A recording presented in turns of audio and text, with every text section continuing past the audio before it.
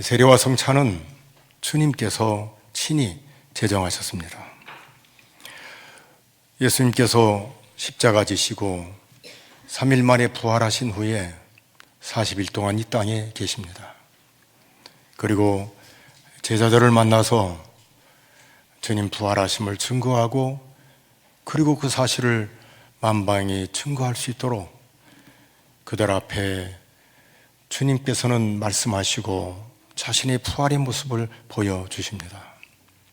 그리고 승천하시는 날 제자들을 향해서,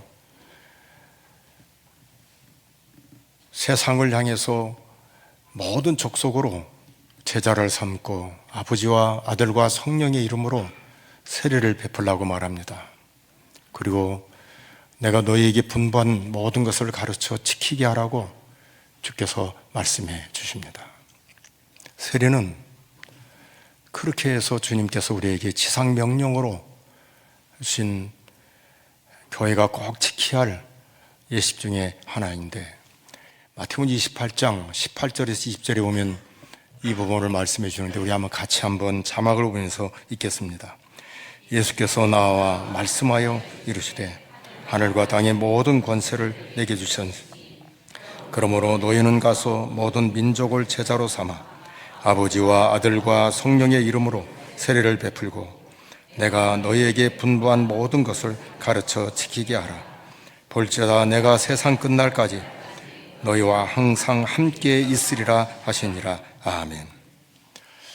성찬은 주님이 십자가 지시기 전날 밤, 더 정확하게 말하면 잡히시기 전날 전에 제자들과 함께 유월절 만찬을 드시면서 성찬을 베푸신 게 성찬입니다. 유월절이 성찬이 된 겁니다. 유월절은 이스라엘 백성들에게 너무나도 소중한 절기입니다. 430년 동안 애굽에서 종살이했던 이스라엘 백성들, 자유도 없고 그리고 권한도 없고 땅도 없는 그들, 하나님은 모세를 들어서 그들에게 젖과 꿀이 흐르는 땅으로 인도하기 위해서 10가지 재앙을 내립니다. 9가지 재앙을 내릴 때까지 바로의 완고함이란 이루 말할 수가 없습니다. 그런데 10번째 재앙 때에 꼬꾸라지고 맙니다. 그 재앙은 고센 땅에는 있지를 않습니다. 하나님의 자녀들이 있는 곳에는 감히 그 재앙이 들어오지를 않아요. 왜냐하면 하나님께서 미리 이스라엘 백성들에게 말씀하십니다.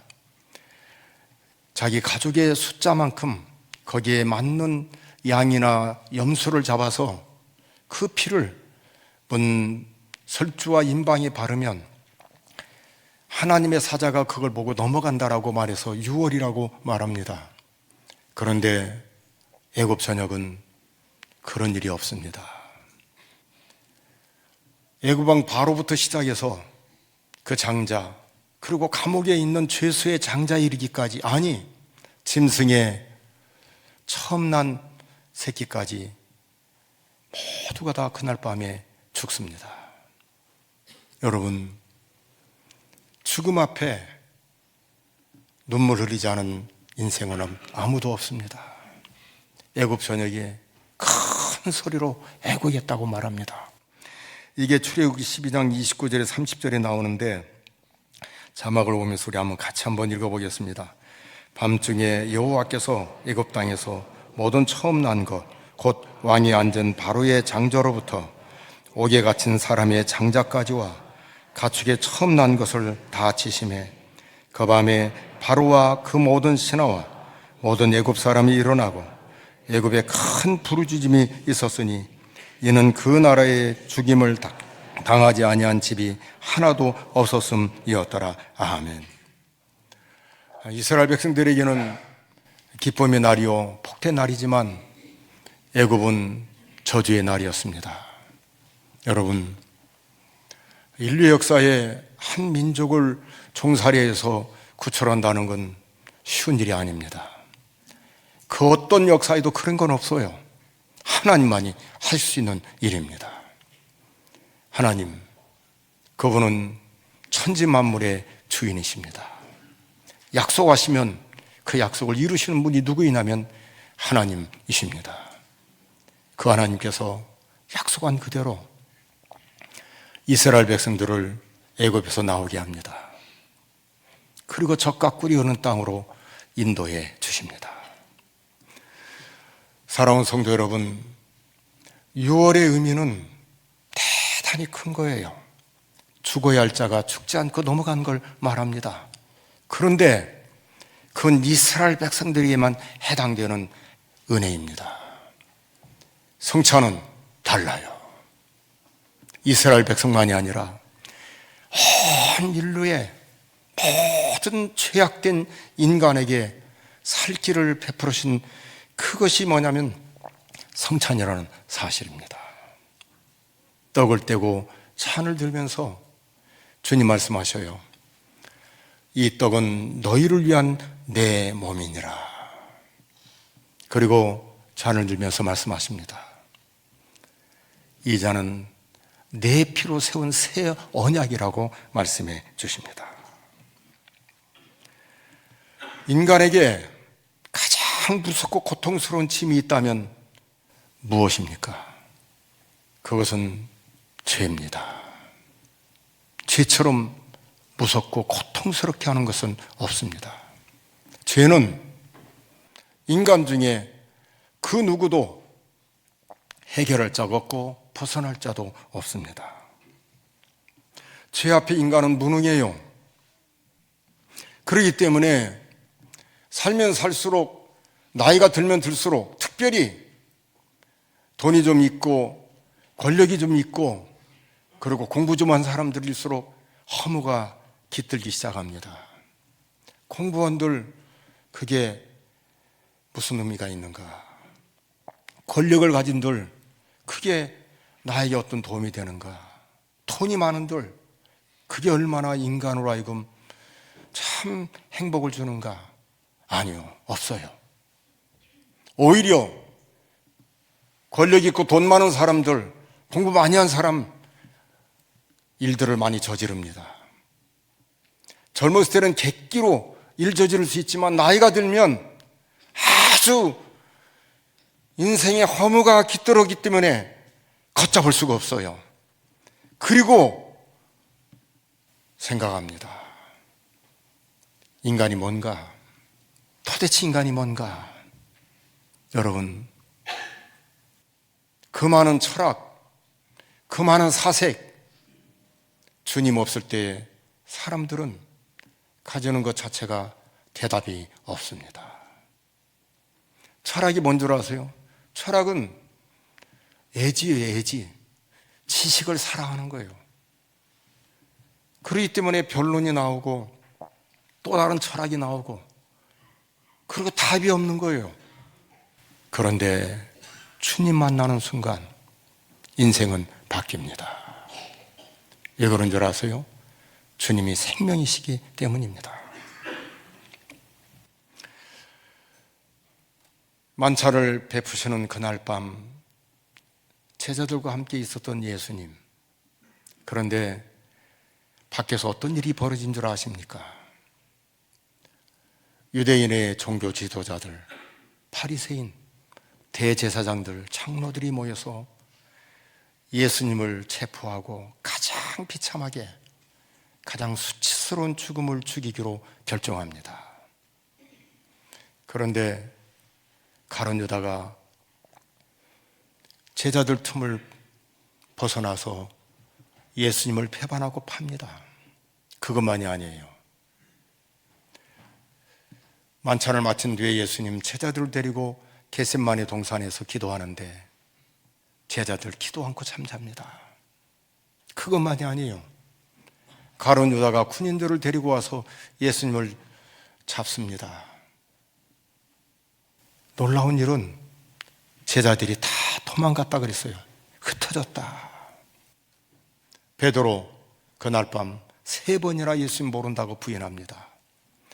어떤 젊은 청년은 예수님 따라가는데 알몸으로 있다가 겉에 혼이불을 뒤집어 쓰였는데 무리들이 잡으니까 그걸 벗어당기고 벗은 몸으로 도망가는, 예수님이 잡히는 순간 모든 게 무너지고 말아요.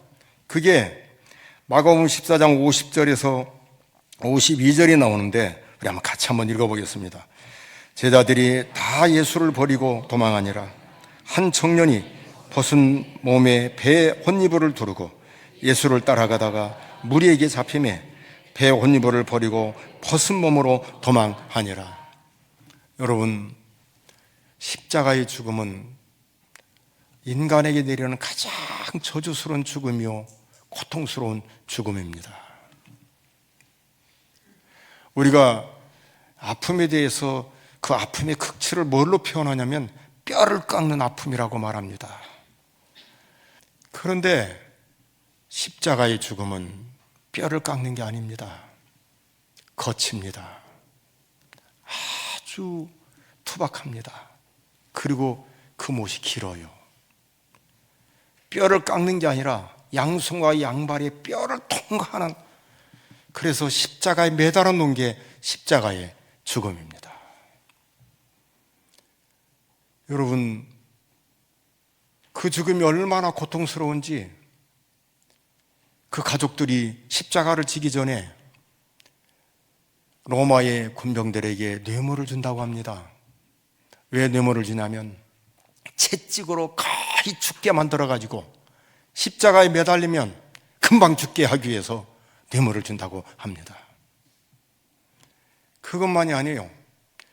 중동의 여름은 50도까지 올라가는 뜨거운 태양입니다. 밤은 싸늘할 정도로 춥습니다. 온몸이 매달린 채 뒤틀리는 거예요.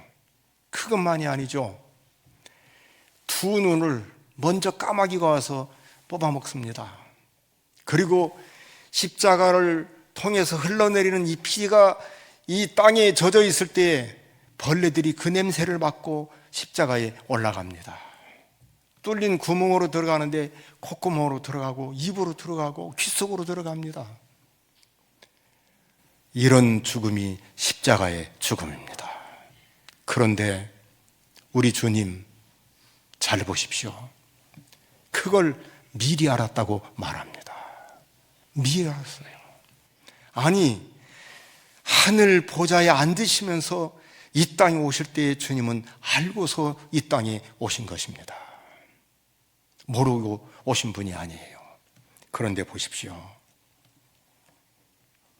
주님 한마디 말씀도 안 하셔요. 끔찍한 고난을 겪게 되라는 것을 성만찬 때 알고 조금 있으면 잡혀가는 걸 알면서도 얼굴빛이 변하지를 않습니다. 누구보다도 침착하고 누구보다도 평안하고, 그리고 제자들에게 떡을 떼고 잔을 줍니다.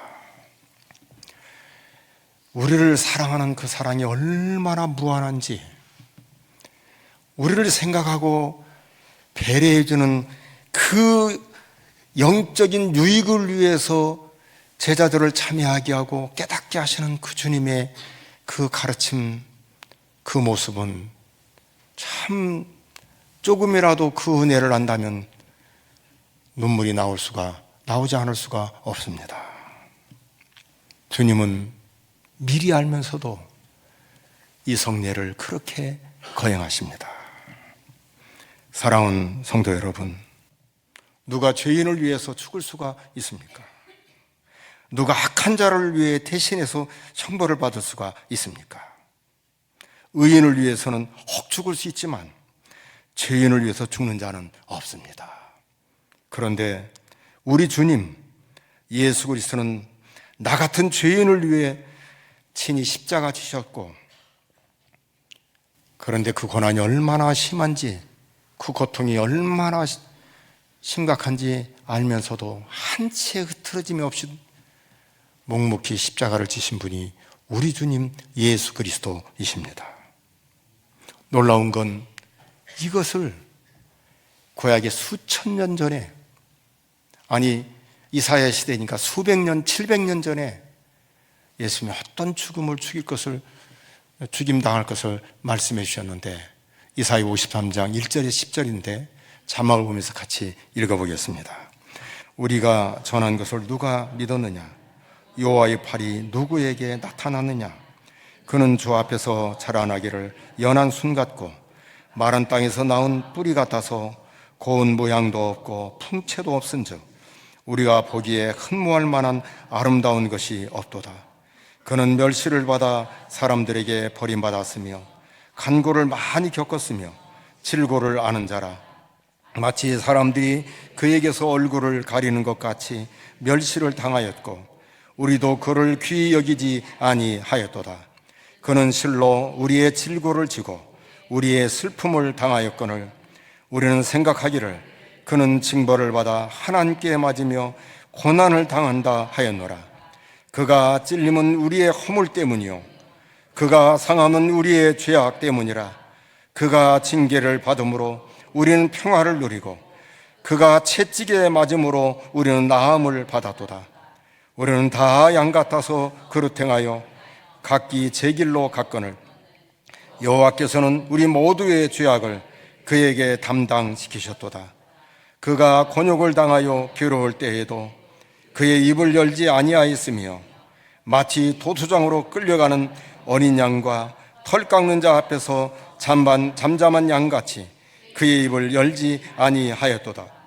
그는 곤욕과 신문을 당하고 끌려갔으나 그 세대 중에 누가 생각하기를 그가 살아있는 자들의 땅에서 끊어지면 마땅히 형벌 받을 내 백성의 허물 때문이라 하였으리요. 그는 강포를 행하지 아니하였고 그의 입에 거짓이 없었으나 그의 무덤이 악인들과 함께 있었으며 그가 죽은 후에 부자와 함께 있었도다. 여호와께서 그에게 상함을 받게 하시기를 원하사 질고를 당하셨은즉 그의 영혼을 속건제물로 드리기에 이르면 그가 씨를 보게 되며 그의 날은 길 것이요 또 그의 손으로 여호와께서 기뻐하시는 뜻을 성취하리로다. 아멘. 여러분, 그가 찔림은 우리의 허물 때문이라고 말합니다. 그가 상함은 우리의 죄악 때문이라고 말합니다. 그런데 아무 말도 안 하셔요. 아무 말도 안 하십니다. 묵묵히 십자가를 지신 분이 누구인가? 예수님이십니다. 사랑하는 성도 여러분, 주님은 우리를 위해 십자가를 지셨습니다. 그런데 이 십자가를 누가 지기를 원하신 줄 아세요? 아버지 하나님이십니다. 하나님께서 아들 예수 그리스도에게 우리를 위해서 십자가 지시기를 원하신 겁니다. 오늘 24절도 그렇고 25절도 보면 기념하라고 말하는데 24절과 25절을 우리 같이 한번 읽어보겠습니다. 축사하시고 떼어 이루시되 이것은 너희를 위하는 내 몸이니 이것을 행하여 나를 기념하라. 식후에 또한 그와 같이 잔을 가지시고 이루시되 이 잔은 내 피로 세운 새 언약이니 이것을 행하여 마실 때마다 나를 기념하라 하셨으니, 여러분, 떡을 떼고 잔을 들면서 나를 기념하라고 말해줍니다. 성찬은 예수님을 기념하는 겁니다. 맞아. 나 같은 죄인을 위해서 그 몸 찢기신 주님, 떡을 떼면서 주님을 기념하는 겁니다. 여기 기념이라는 말은 기억한다는 뜻이에요. 기억한다. 맞아. 잔을 들면서 나 같은 형편없는 죄인을 구원하기 위해서 그 피 쏟으시고 나를 구원하신 그 주님을 기억하는 겁니다. 뭘 기억해요? 십자가 위에서 그 몸 찢기시고 피 흘리신 주님을 기억하는 것입니다. 사랑하는 성도 여러분, 우리가 성찬에 임할 때에 기억해야 할 게 있어요. 다른 게 아니라 내가 얼마나 큰 죄인인가. 그리고 이런 죄인을 위해서 죄 없으신 주님께서 그 몸 찢기시고 그 피를 쏟으시고 나에게 생명을 주셨다는 사실입니다. 사랑하는 성도 여러분, 고린도전서 6장 19절 20절에 보면 세례받고 성찬에 임하는 성도들이 누구의 것이냐면 주님의 것이라고 말해줍니다. 우리 한번 읽어보겠습니다. 너희 몸은 너희가 하나님께로부터 받은 바 너희 가운데 계신 성령의 전인 줄을 알지 못하느냐. 너희는 너희 자신의 것이 아니라 값으로 산 것이 되었으니 그런즉 너희 몸으로 하나님께 영광을 돌리라. 아멘. 무슨 말이에요? 이제 이 땅에 살고 있을 때 우리 몸으로, 우리의 삶으로 하나님께 영광 돌리는 사람이 된 것을 말해줍니다. 참 인생에 보람이 어디 있는 줄 아세요? 인생에 살맛나게 하는 게 어디 있는 줄 아십니까? 내가 주님을 위해서 살 때에 참 인간이 보람이 있어요. 살맛이 나는 겁니다. 언제 기쁨이 있습니까? 언제 희망이 넘칩니까? 주님 위해서 살아갈 때 기쁨이 있고 희망이 넘칩니다. 주님 말씀하셔요. 우리 몸이라고 말합니다. 우리 영혼이 아니에요. 우리 몸으로, 너희 몸으로 하나님께 영광을 돌리라고 말합니다. 우리는 가끔 기도 생활 많이 하고 또 성경 많이 읽고 그러면 예수를 잘 믿는 것처럼 생각하는데 아니요. 그건 기본입니다. 진짜 중요한 건 전 인격체가 나의 모든 삶에 내 인생의 모든 걸 가지고 하나님께 영광이 되어야 될 것을 말씀해 주십니다. 여러분, 가정에서도 마찬가지예요. 어렸을 때는 울고불고 합니다. 장난감 사달라고 말합니다. 그런데 사춘기를 지나가고 철이 듭니다. 이 집안에 내가 아들이다, 딸이라는 것을 깨닫는 순간 집을 지킵니다. 가족을 위합니다. 아버지의 이름을 높입니다. 말을 함부로 하지 않고 만나는 사람을 함부로 만나지를 않습니다. 오히려 믿음을 세워주고 덕을 끼치고 경건한 삶으로 서로에게 도전이 돼서 얼굴을 환하게 빛내게 해주는 믿음의 사람들의 삶입니다. 끝으로 성찬에 아주 중요한 의미가 있는데 그게 뭔 줄 아세요? 떡이 하나고 잔이 하나인 것처럼 성도는 한 식탁 안에서 함께 사는 가족이라는 사실입니다. 이게 고린도전서 10장 16절 17절인데 우리 한번 자막을 보면서 같이 읽어보겠습니다. 우리가 축복하는 바 축복의 잔은 그리스도의 피에 참여함이 아니며 우리가 떼는 떡은 그리스도의 몸에 참여함이 아니냐. 떡이 하나요 많은 우리가 한 몸이니 이는 우리가 다 한 떡에 참여함이라. 아멘. 여러분, 한 상에 둘러앉아서 떡을 먹습니다. 잔을 마셔요. 누가 합니까? 가족입니다. 마찬가지예요. 우리가 그리스도 하나가 되어서 주님께 속한 자로서 한 가족 되어서 한 식탁에 앉아서 떡을 떼고 잔을 듭니다. 이게 어디까지 가는 줄 아세요? 이 땅에 끝나는 날 우리는 천상에 있는 하나님의 식탁에 함께 앉아서 떡을 먹고 잔을 들게 될 것입니다. 여러분, 오늘 떡을 두고 잔을 들 때에 우리가 한 가족이다, 하나라는 것을 잊지 마십시오. 가족은 사랑하는 겁니다. 가족은 서로를 배려해주고 위해주는 겁니다. 우리는 한 가족이고 하나라는 사실을 기억하면서 떡을 떼고 잔을 들면서 우리가 하나이고 서로 사랑해야 할 그런 가족인 것을 꼭 기억하시고 먼 훗날 천국에서 하나님의 식탁에서 그때는 온 세상의 성도들이 함께 모일 겁니다. 그 식탁을 소망하면서 떡을 떼고 잔을 드는 아름다운 성찬이 되기를 바랍니다.